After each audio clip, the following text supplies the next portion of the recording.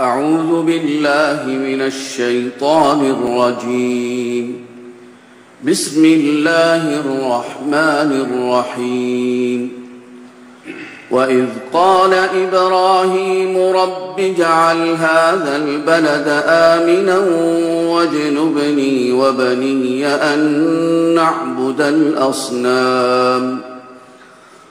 رب إنهن أضللن كثيرا من الناس فمن تبعني فإنه مني ومن عصاني فإنك غفور رحيم.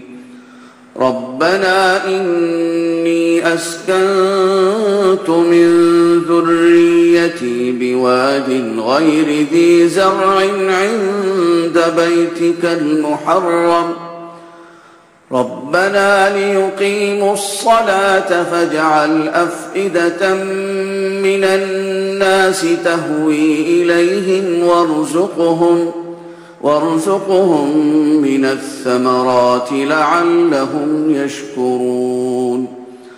ربنا إنك تعلم ما نخفي وما نعلن وما يخفى على الله من شيء في الأرض ولا في السماء.